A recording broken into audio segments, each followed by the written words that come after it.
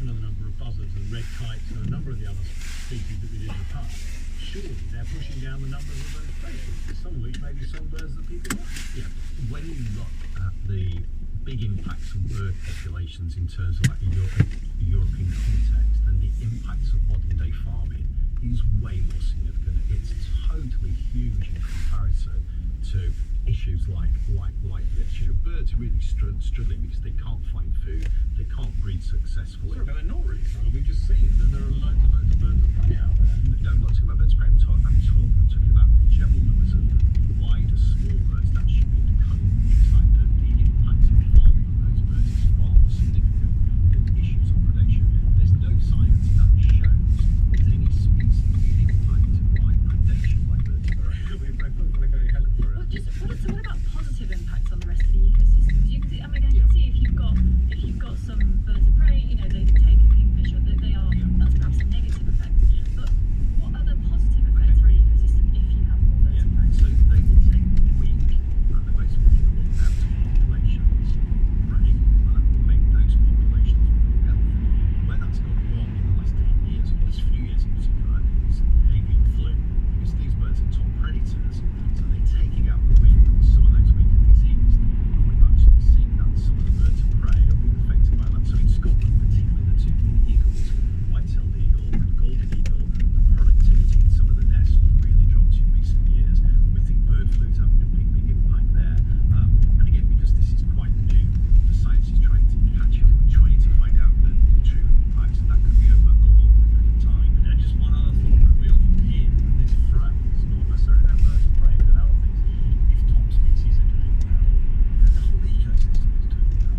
I find that a bit puzzling in this case, because even the most sort of rose-tinted view of the British countryside wouldn't necessarily, it's far more rich in wildlife than it was 50 years ago, but we do have many more of these top predators than we did 50 years ago. Can you explain that? Yeah, it's quite fragile still. So even the balance, so you would go on a car journey 20 years ago, you might see 50 kestrels on that 300-mile car journey. I guarantee you now you're seeing 5 kestrels or 6 kestrels. So the impact on some birds is really significant still.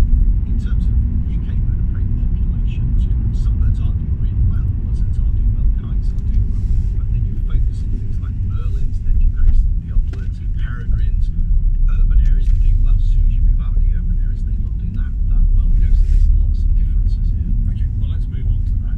So Mark, just give us the headline figures. How many birds of prey are killed annually? So my team investigates crimes against birds of prey, and we produced an annual bird crime. Bird crime came out a month ago, and that focused on the last 15 years.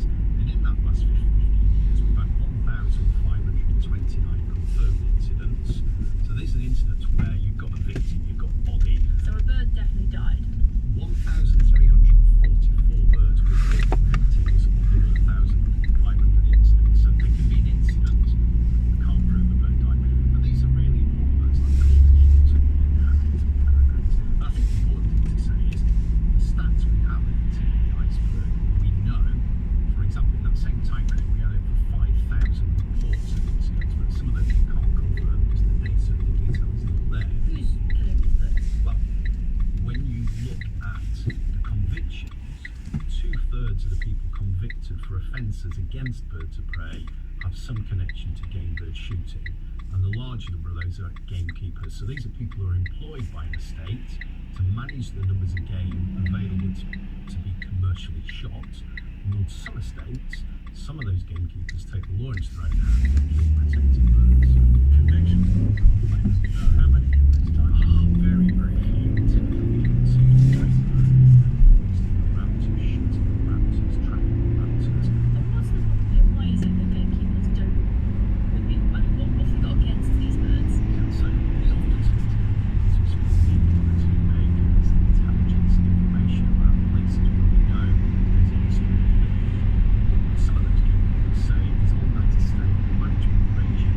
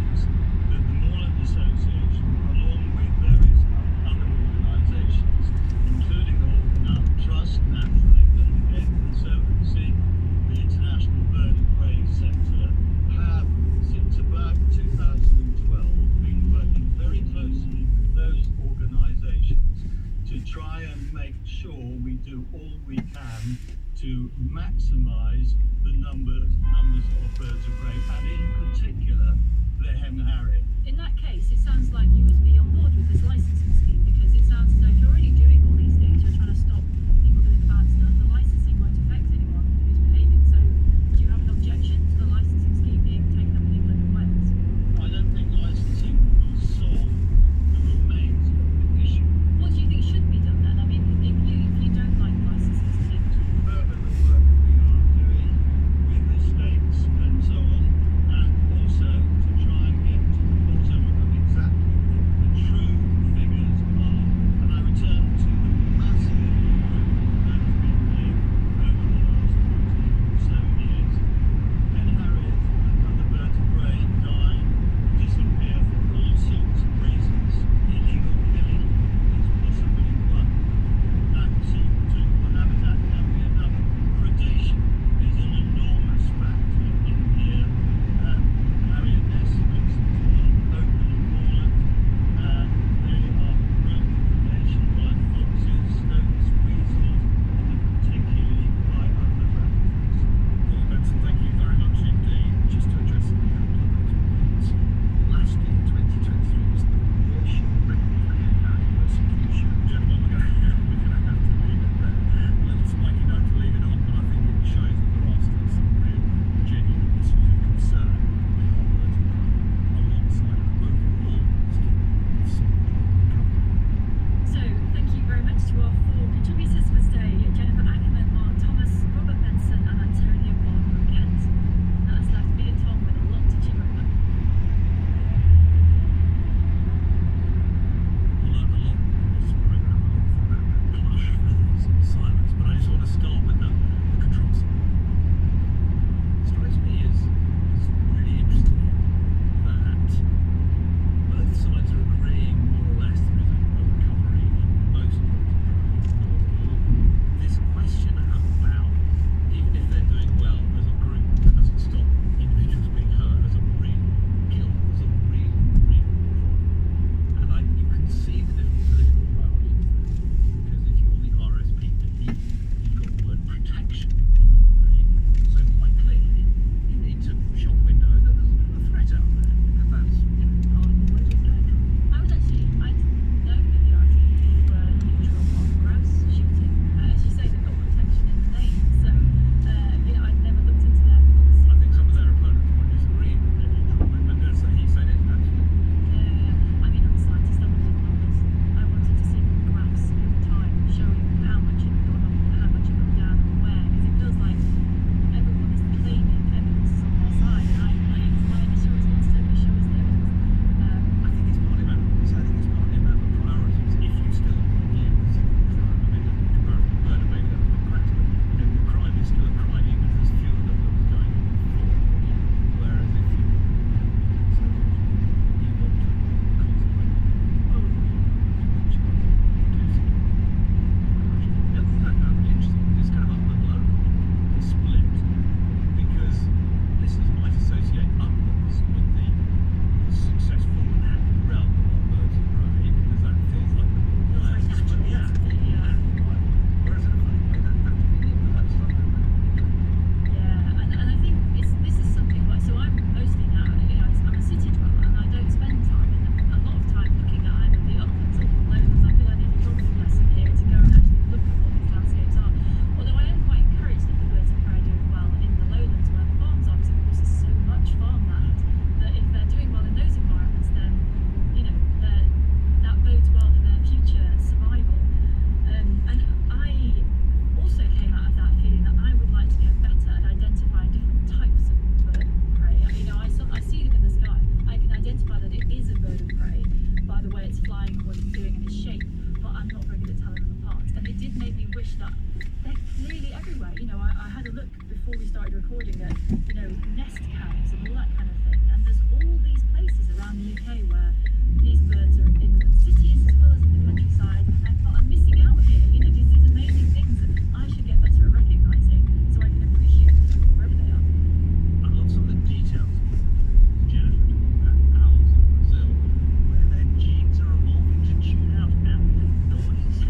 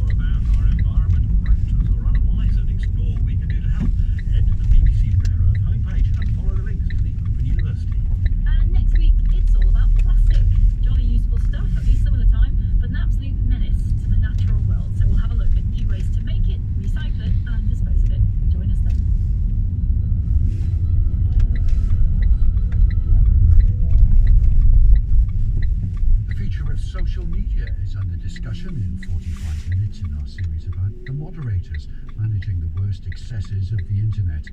Can government legislation or artificial intelligence keep up with a relentless avalanche of information? Zoe Kleinman is here at 1:45.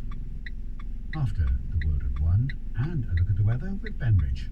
Richard, thank you very much. Good afternoon. Temperatures in parts of northeast Scotland this afternoon are up at around 15 degrees Celsius. Pretty mild for the time of year. That is not going to last. There's a big change on the way. Colder air is going to sink its way southwards across the UK. Not an immediate process. It'll take a time for things to get colder down towards the south.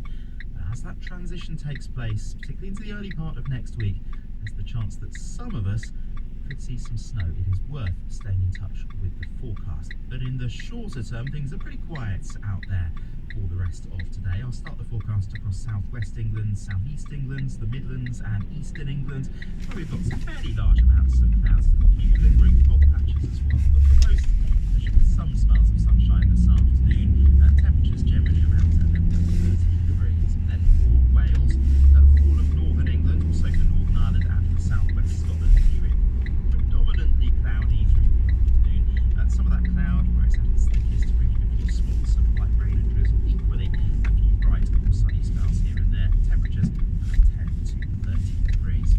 Now for eastern Scotland, we are getting to see at least some spells of sunshine this afternoon, lifting those highs to 15, possibly even 16 degrees Celsius. Northern Scotland seeing cloud and outbreaks of rain pushing in from the north, turning really quite windy across the northern and western Isles as well. Temperatures up to 12 or 13 degrees. Now this evening and tonight we will see large amounts of cloud across England and Wales, a few clear breaks and rain into northern England later.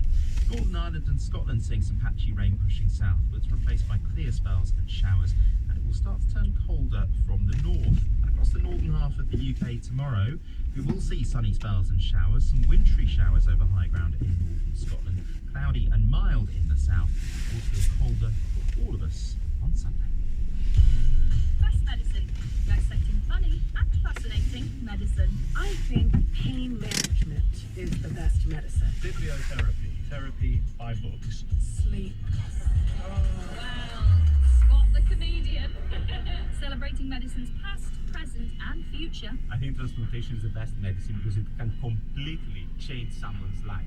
Defibrillation. Oh, defibrillators, okay. Amazing machines, that much is clear. Sorry, clear! That's the new series of Best Medicine with me, Kiri Pritchard-McLean. Starting next Tuesday night at 6:30 on Radio 4 and BBC Sounds.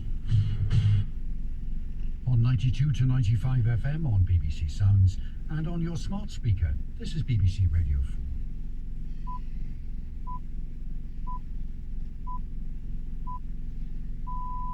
Hello and welcome to The World at One with me, Johnny Diamond. The knuckles of the British economy drag over the floor with growth of just 0.1% in the last 3 months. Not good enough, says the Chancellor. Am I satisfied with the numbers published today? Of course not. I want growth to be stronger, to come sooner, and also to be felt by families right across the country. We'll explore the avenues to greater growth. The COP climate talks are no longer fit for purpose, say many international experts. We'll hear why they might be wrong. And Versus Mike Tyson, the baddest man on the planet. the boxing world prepares for a highly anticipated fight between Iron Mike Tyson and online personality Jake Paul. A veteran boxing journalist gives us his analysis. The BBC News is read by Vijay Alice.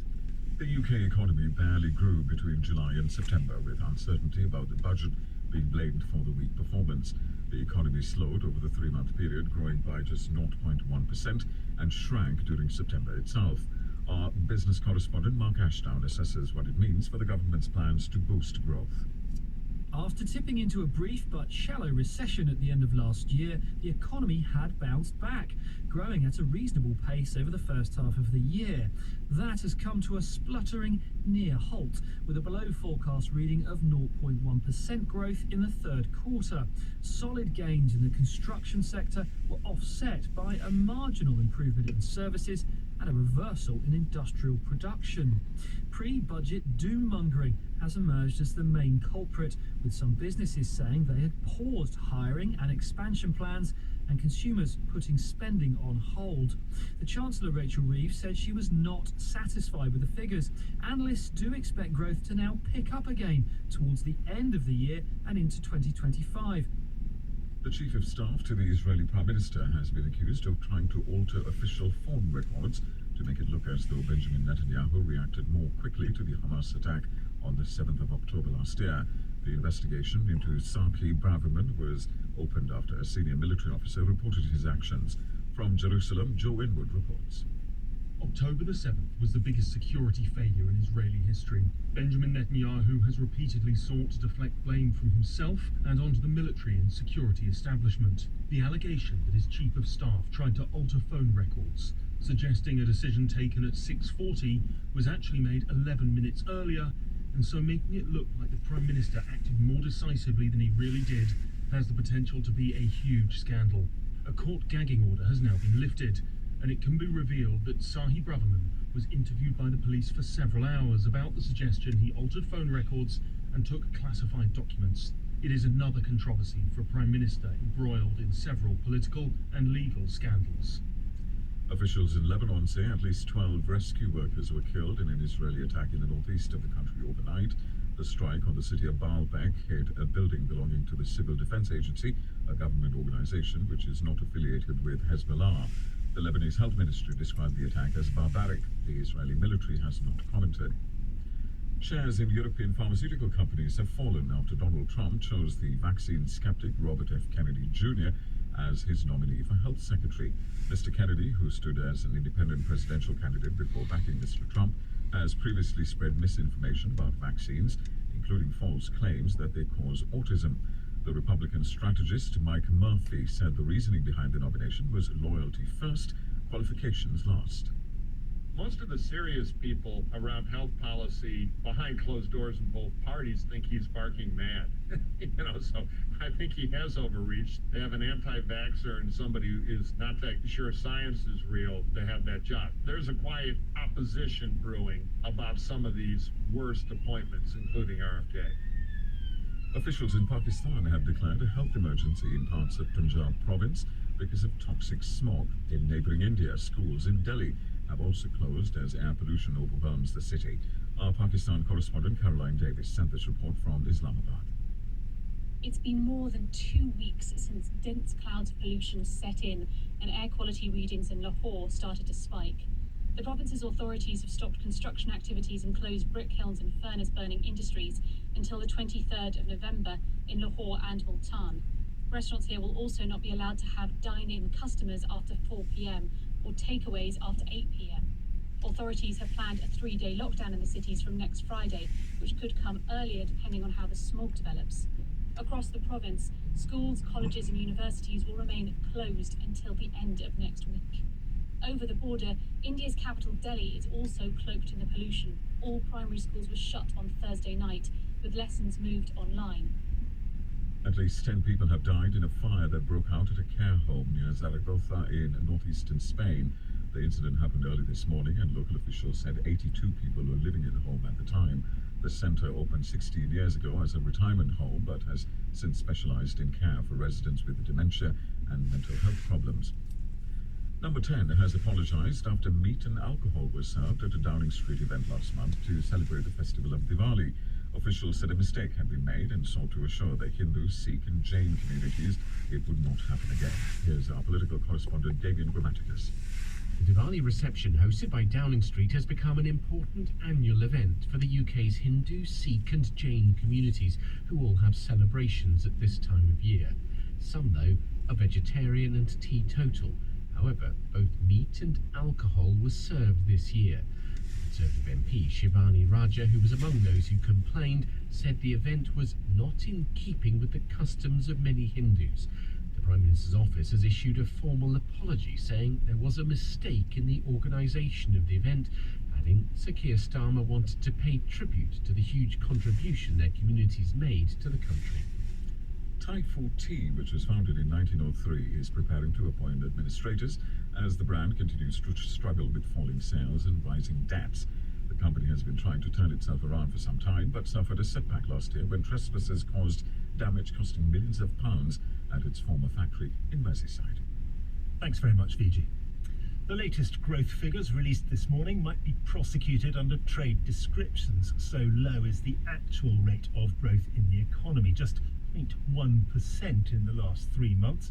Pretty unimpressive growth in July and August, dragged down by non-existent growth in September. This is the Sisyphean task that lies ahead of the Chancellor, the Treasury, the Bank of England and the country, to lift growth off the floor and at the same time enable real growth to happen without sparking inflation. The figures released today are echoed in much, though not all, of big country Europe. Put bluntly, the economic pie is not growing, but the number of hands reaching for it is. Result, stagnation and flat or falling living standards. Faisal Islam is our economics editor. He's here in the studio with us. Hi Faisal. What has caused the stall, I guess, in September that dragged all the other numbers down to this miserable level?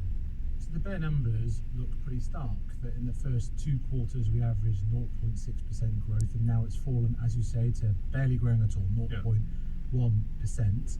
I think underlying that there was an expectation of a slowing of the momentum in the second half, always has been, partly because those numbers in the first couple of quarters were sort of rebound numbers from the recession this time last year. That doesn't explain all of it though, it has to be said, and it's difficult not to associate this 3-month period with an extraordinary, quite unique period of uncertainty, where we were told by the new government not just of a tough budget, which I think is kind of what you expect from a new government, but like painful budget, and certainly, anecdotally, and maybe this has been borne out in some of the evidence, certainly in some of the comments we're getting from business groups today, this prolonged period of uncertainty about who would shoulder the burden of the budgetary pain is bound to have an impact on decision making, on confidence, and hasn't really come through in the consumer side, but maybe on the business side.